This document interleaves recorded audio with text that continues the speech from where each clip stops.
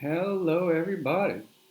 Glad to be back. This is not a guest appearance. I had horrible laryngitis for some weeks, but I'm back in action now with my speaking voice. Had to cancel a workshop that actually pays me because of all this. But anyway, um, I wanted to say that for your final project, you, of course, can use one or two principal texts as sort of the springboard and spokes from which anything else emanates, whatever you do, and from which you want to weave everything in. It doesn't have to be like you have this grab bag of all these different texts. Not at all. One text, if it's something bright and shining that you want to sort of build on, critically and creatively, that's fine. I want to say how pleased I am with how nearly all of you have more than risen to the occasion and really accept and appreciate my nudging you along in further developing your critical thinking. And it will serve you well at every point of your life. I know how hard it can be. I was so grateful to my professors who nudged me along as well. And I've given you opportunities to really show yourself more than anything, just how much you can shine and how much you're capable of. And I'll continue to do that until the semester is over. But I wanted to, talk a little bit about the readings. I've been really enjoying the online discussion. For me, the best discussions are when I have a hands off, when you don't need me anymore. And that's actually the same way it is with many of my Socrates Cafe dialogues and Democracy Cafes, when people are so used to the kind of engagement and exploration and inquiry, they don't really need me. And it's not only not bad, it's the best. When I can just sit back and watch everybody just have at it. And that's what I've been seeing a lot of in the online discussions. And I love it when you bring citations from your readings to help support your point and expand yours and other perspectives. And I'm sure that you're going to do that as well in your final projects. And as always, I'm here to answer any questions, concerns. As you know, I can be available very quickly on Zoom to talk with you to your heart's content whenever you need me.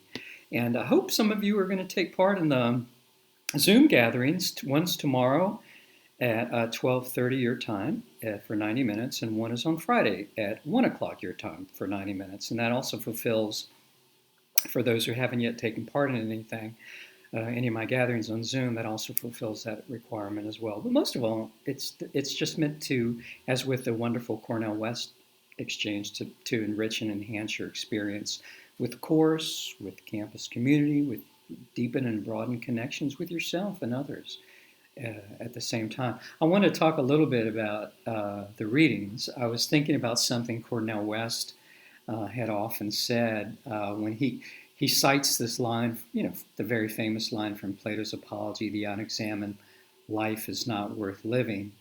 And when Cornell West says that whenever he reads that line, he can hear Malcolm X saying in the background, the examined life is painful. It takes the quest for honesty. People talk about the quest for truth, but the quest for honesty and honest insight and the truths it can glean, perhaps always tentative, can be painful, unsettling, at the same time as it's exhilarating and can open and expand our horizons. And so, West is all about urging compassion for human suffering, marginalization, oppression. And he says the word humility comes from humanity. This issue of what it means to be a featherless, two-legged, linguistically conscious creature born between, well, you can read the rest. That's who we are. He says, we down in the funk, and there is love and freedom and sublimity in that funk. And he's a dear friend and somebody I really look up to as a scholar and a mentor who engages everybody as an equal human being, regardless of their stage and age and station in life, as you yourself, many of you, experienced. And so that's, when he said that about Malcolm X, and I've gotten some very thoughtful comments from many of you about Malcolm X and his painful, mordant honesty. It's really something to behold. And now so we can sort of transition over to Martin Luther King and that brilliant talk he gave about what color is your blueprint. And he gave that talk when I was just over 8 years old at a high school in Philadelphia.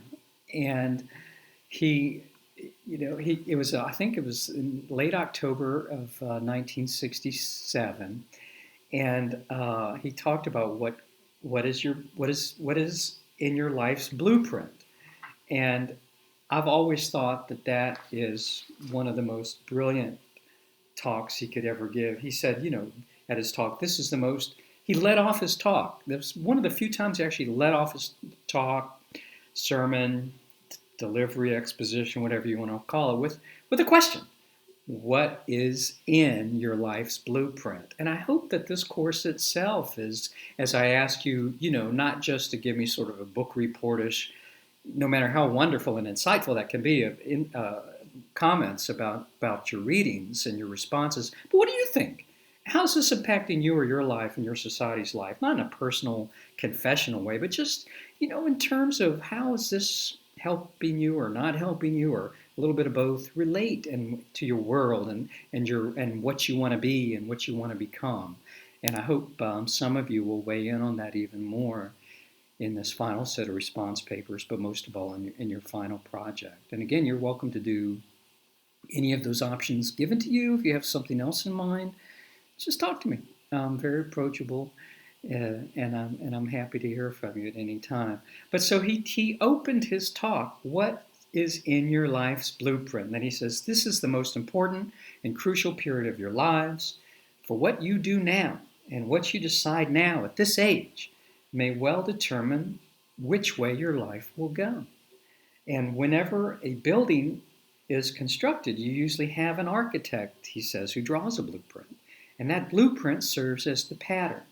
And a building is not well erected without a good, sound, and solid blueprint. And then he says to the high school students in Philadelphia, I'm sure they were mesmerized, transfixed. And then he says, now each of you is in the process of building the structure of your lives. And the question is whether you have a proper, solid, and a sound blueprint.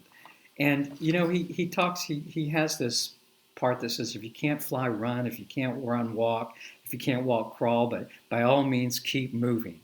Sometimes just plowing forward in situations that are so difficult and daunting.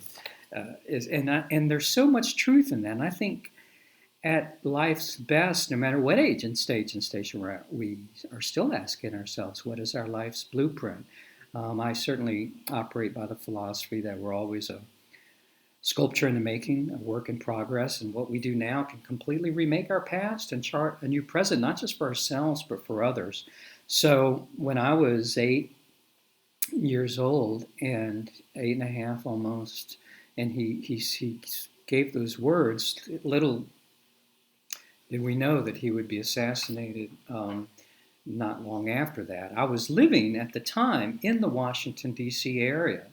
And on several occasions, my father would say to my mother, Chris and I are going for a ride. And I would just jump up from whatever it was that I was doing, raring to go with my dad, to have some quality time with my dad. And my mom would just kind of bite her lip and she wouldn't say anything. She knew what was up.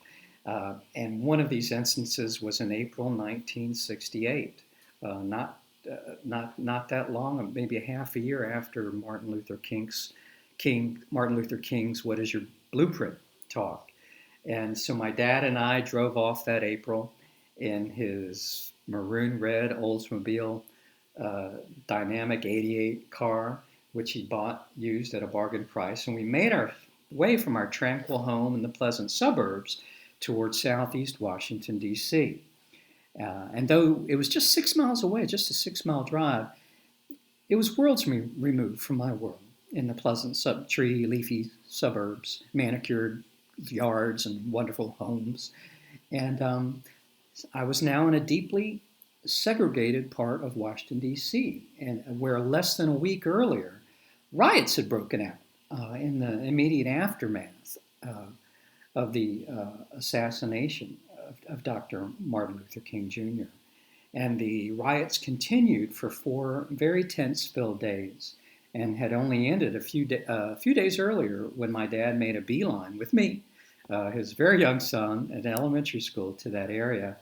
And when we arrived, my dad drove slowly around the area that had been subjected to the riots and that had borne the brunt of the rampage after the mass upwelling of rage against a machine that allowed vast inequities.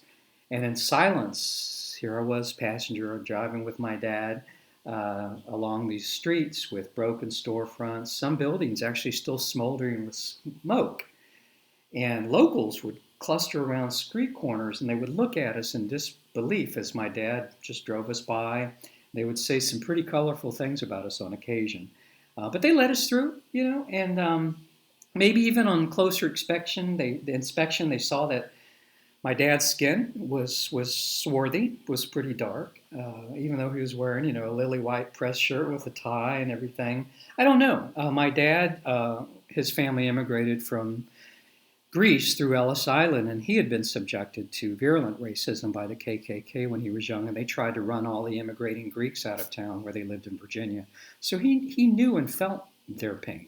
He became president of the American Hellenic Education and Cultural Society to in latter life. I'm not saying that right. AHEPA. It's called AHEPA to also promote the best of Greek heritage about understanding and openness.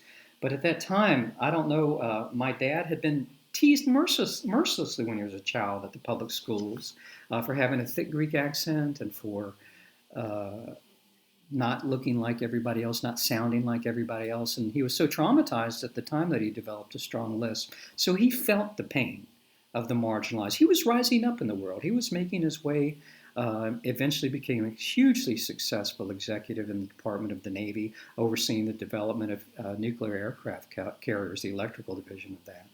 But we were driving through this part that had been damaged during the riots, and as we traversed the area, I realized my dad didn't say a word to me, didn't ask me questions. It wasn't enough to my dad to see what was going on in the news. He and we weren't gawking, we're just absorbing what we were seeing. We were in effect bearing witness. And Martin Luther King and Cornel West and Malcolm X, they're about bearing witness in some ways too, as a springboard for action, for conscientious action in ways that can change one's world for the better. And then 2 months later, in June of 1968, my dad again told my mom that he was taking me for a drive. And this time we went towards the Lincoln Memorial. And I was bemused, since my dad often said how much he hated going to typical tourist places. So whenever we had relatives and friends visit and stay with us from other parts of the country or the world, he would just be a miserable person going to the tourist sites that they wanted to see. It just wasn't his thing. And so I was wondering, why in the world are we going towards the Lincoln Memorial? And it turns out that starting in mid-May of that year, after Dr. King's assassination, there was an encampment that had been built there called Resurrection City. And it was massive. It was set up and it ran from the National Mall near the Reflecting Pool. I don't know if any of you have been there. It's extraordinary. And went all the way to the Lincoln Memorial, where there's now also the World War II Memorial. And thousands of desperately needy families, very impoverished families, many colors, white, black, Native American, Latino, along with anti-poverty activists advocating on their behalf, had converged there from around the city. And they'd set up tents for an encampment. But that was really just the half of it. They created a makeshift, fully functioning town that included a mess hall, school, a daycare center, and at its peak had over 2,700 residents. That's where my dad was taking me. It was called a Resurrection City. It was the biggest, most integral part of the Poor People's Campaign. It was aimed to draw attention to the grave and ever-increasing inequalities in America. And my dad wanted me to see it for myself. And he wanted to see it for himself. And so Dad knew what it was like to grow up in abject poverty. And as his father died when he was 7 years old, he had to become man of the family. And he knew the steep odds of escaping that poverty. And so the unspoken query to me from my dad was, how can you fully feel the pain and plight of the dispossessed and disenfranchised unless you yourself see up close and personal the crosses they have to bear day in and day out? And I'll never forget something that happened to me while my dad and he never asked me a question, never said, look, look, look. He just let me absorb and bear witness on my own in my own way. And at one point, we were walking through the tent camp, and a young African American woman had 4 children in tow, 2 babies in her arms, and they looked to be identical twins. Another girl was climbing on her back, another one was tugging on her skirt. She actually saw me, came up to me, and said, "Hold my baby, please. Hold one of my babies, please." And the baby screamed at first, and I guess it was instinct on my part to start making cooing sounds and to jiggle the baby a little bit. 8 years old. And meanwhile, and her mother breastfed her other infant, and somehow managed to entertain the other 2 kids in a game of hide and seek. Her other 2 kids were playing in and around her skirt, her long flowing skirt. And eventually the mother, with a look on her face that indicated she now was less overwhelmed for the moment, she took the baby back from me and just said, "Thank you. Thank you." I don't know why or how she trusted me. She just did. And I don't know how or why the baby in my cradled arms calmed down, but the baby did. And as an 8-year-old, that was a defining experience for me. And I became a kid on a mission. I began reading anything and everything I could get my hands on at the local library about poverty the world over. And I read about the many millions who died from preventable illness, from malnutrition and outright starvation, from being caught in the middle of violent conflicts not of their making. I investigated and mulled over at that young age how I best could start pitching in. And I soon set up a kiosk on the street curb in front of my house to raise money year-round for UNICEF and United Nations International Children Education Fund, which serves children in the most impoverished pockets, not just abroad, but in the U.S. as well. For me, it wasn't enough, even though I did this on Halloween. We used to have orange cartons to raise money, go trick-or-treating for UNICEF. But it wasn't enough just to do this once-a-year feel-good thing where people would plunk money through the slot on this carton during Halloween. I wanted to do it all the time. So I had got special permission to do it at a table at school and to do it in my neighborhood because I became determined because of that serendipitous experience and the tragedy of the death of Dr. King, to do what I could for the world's disadvantaged kids. What's in my blueprint had already resonated with me so much at a very tender age. And so I was determined to do what I could for the world's disadvantaged, those that UNICEF served, who were from my own backyard and just in Southeast DC and in other parts of the globe. And my goal was and still is, after all these years, that of the 1947 founded UNICEF's goal, which is to build a world fit for children. And to do that, we also have to build a world fit for their parents and for all those who are needy and desperate, who don't have an opportunity to have their voice heard. So I just wanted to share that with you because I keep asking you, how might these notions of personal autonomy and human freedom impact you as you read these things and as you experience the pandemic and the movements that are sprouting up all around the U.S., indeed all around the world, that are related in many ways to the inequalities that still exist. Not about how you have to go any path that anyone else has taken, but what path might you take given your own notions of human freedom, what the best kinds are and the not so good kinds are, and your own notions of personal autonomy, what kinds are liberating for self and everyone else, and what kinds may be ultra-narcissistic and not good for self and society as a whole. So I just wanted to share that vignette with you because of my own experiences, reading about Martin Luther King and Malcolm X when I was very, very young, and then having that chance, thanks to my dad, to go to an area that had been really decimated by the riots in the aftermath of Dr. King's assassination, and then also more positively, some months later, to go to the resurrection camp that was part of the People's Anti-Poverty Campaign that had been envisioned by Dr. King himself. And that has was formative. It was dormant for a long time in some ways, but it was formative in what I'm doing today, and even in choosing this to accept the very generous offer, gracious offer to teach this class, and to make sure that it wasn't just about books and book learning, but to have an experience to engage with a person like Dr. West, who fights the good fight in his day, in his way. Agree or disagree with him, that man gets up every day and spends himself totally to bring about his conception of what he believes is a more egalitarian world in which everyone has a voice and can develop and discover and contribute their unique talents. Okay, that's enough for today. I'm signing off. Bye bye. Oh, and anybody who listens to this is copyrighted. So, except for my students when they're writing their papers and stuff for me, you have to get my permission for this. Thanks so much.